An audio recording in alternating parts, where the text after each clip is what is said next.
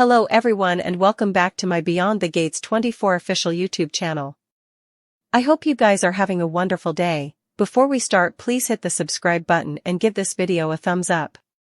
Jacob's father Elon arrives to see Anita and they catch up about his family. Elon is irked Jacob arrested Danny, but Anita says they all respect how devoted he's to his job. Elon thanks Anita for getting involved with the Fallen Officer Foundation.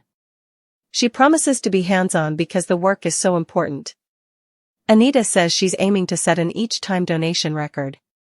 Just also, Elon gets a textbook from Jacob who needs to see him at the station.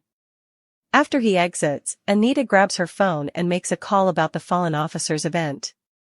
She responds to the person on the other line admitting she does like to fill up her days.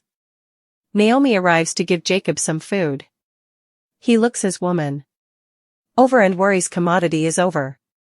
Naomi says she's still upset about taking the sexual importunity case against her pater's establishment.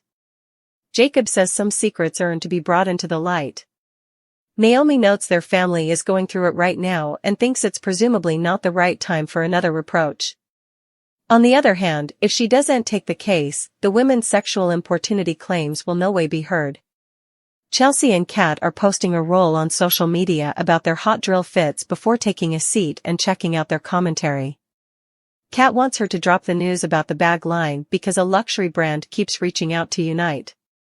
Chelsea says they're about their own black-possessed global luxury brand. She doesn't want some white Joe's boomer brand telling them what to do and how to design. Kat gets hella frustrated because Chelsea needs to tell her mama she's done with modeling. Eva intelligencers Tomas and also instantly runs into Wayne, discovering her lines each over the ground. Tomas comes to the deliverance and Eva asks what Kat would suppose if she saw him saving her day. Eva gets all kinds of kittenish after Tomas notes he and Kat are all kinds of casual. He wonders why she keeps mentioning Kat and Eva makes it known there's no love lost between the two. They kittenish converse a bit more before Eva makes her exit. Just also, Tomas gets a call from Kat and asks him to meet up. Doug gets a call from Randy while he's enjoying a mess with Vanessa. He also sends a textbook asking if he's coming to the summer house moment. Doug lies saying it was a communication from the sanitarium. Doug exits and Vanessa notices he forgot his ID. Just also, Joey arrives on the scene and says hello. Joey takes a seat and asks about real estate for her mama. He'd like to buy her a dream home and heard she's the go-to realtor in city. Just also, Doug walks back by and sees them sitting together.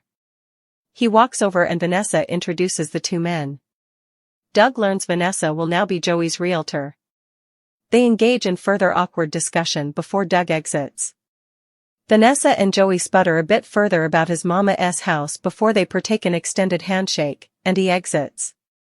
Latterly, Diego arrives on the scene wondering why Vanessa is canoodling with someone so ancient. Vanessa is none too happy with Diego for checking up on her. She agrees they've a relationship, but they are exclusive. Diego gets the hint and prodigies if she wants to mess around. Vanessa is further than game. Kat and Chelsea arrive still talking about telling Danny about the bag line. Kat pretends to be Danny so Chelsea can exercise. She's still reluctant, which frustrated Kat, who has done a lot of work on the line. Chelsea worries about her mama as she's living vicariously through her these days. Kat thinks fussing about her mama could shoot their plans south. Kat backs down a bit saying she knows the family dynamics are delicate right now. She rethinks the pitch for the bag line and thinks she should approach her mama by saying she's following in her steps but also leveling up by blazing her own trail. They both agree Chelsea's social media presence gives her erected in followership. Tomas arrives to meet up with Kat. She's concerned he's being distant and prodigies if he thinks she's weird for being a ABCdarian. Tomas thinks it's stimulating and takes discipline. Kat isn't ready to do the deed but would like a little lip-on-lip action every so frequently. With that, Tomas shoots his shot. Naomi arrives to get advice from her grandmother about a new case.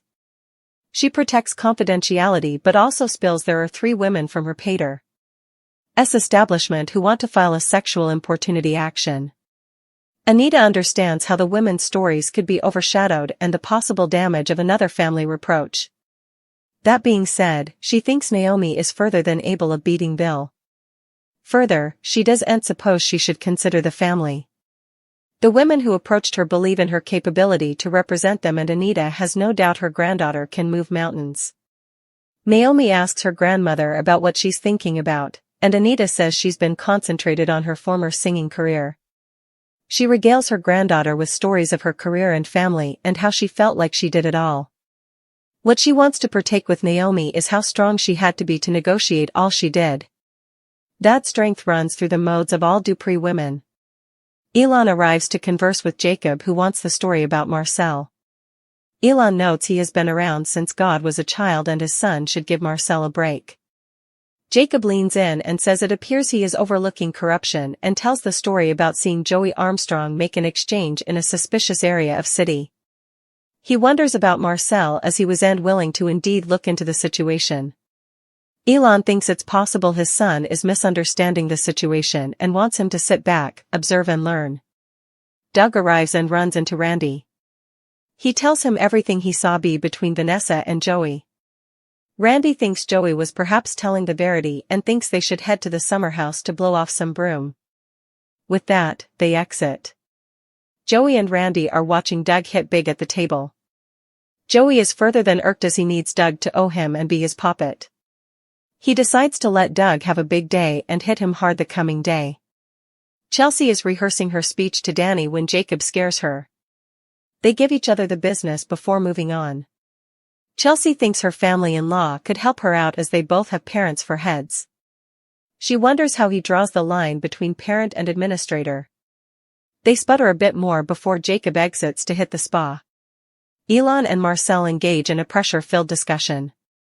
He gives Marcel the business about initiating Jacob before getting down to business. Elon tells Marcel he can't have Jacob asking questions about him that he's unfit to answer. Marcel understands and promises to play nice.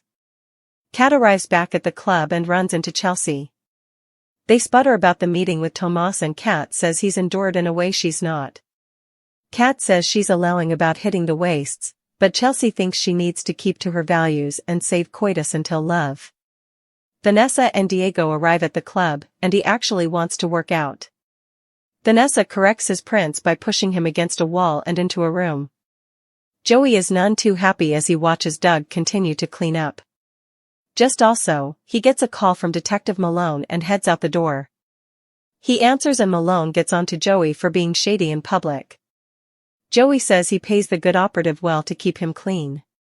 Naomi prodigies of her grandmother can still perform like she used to do. Anita says she has been keeping up with the new academy of folks like Cardi Z and Megan The Mustang. She's still hip and passing and asks her granddaughter for a beat. With that, Anita freestyles and also pulls Naomi into her act. Danny has a secret to slip at the launch of the week, and judging by how much she loves drama, we're sure this is going to be a doozy. What's she going to admit and who'll she confess it to? Just stay and see.